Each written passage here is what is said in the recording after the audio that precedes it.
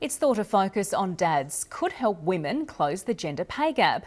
The stigma surrounding men being able to work flexible hours or stay at home has been highlighted as one of the barriers stopping women reaching equal pay. When the Brumelhofs had their daughter Georgia, they decided early on to share the role of primary caregiver. After a year's maternity leave, Stephanie returned to full-time teaching and Rick took 4 months paid paternity leave from his role as a manager at consulting firm Deloitte. Most people were very surprised that A, I was going to take the time off, and B, especially that my employer actually gave me the time off, and C, that it was paid time off.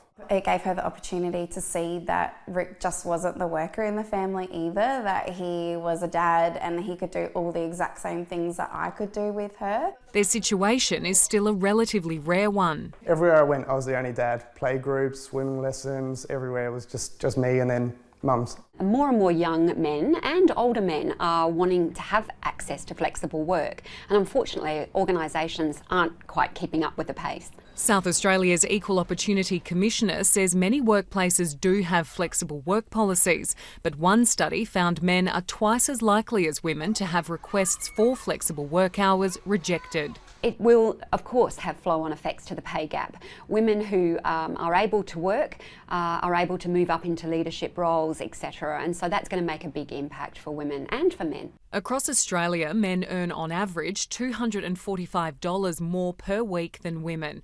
That's a national pay gap of 14.6%. The smaller states of Tasmania and SA have the lowest gaps of just under 10%, while the pay gaps in resource-rich WA and Northern Territory are more than double that.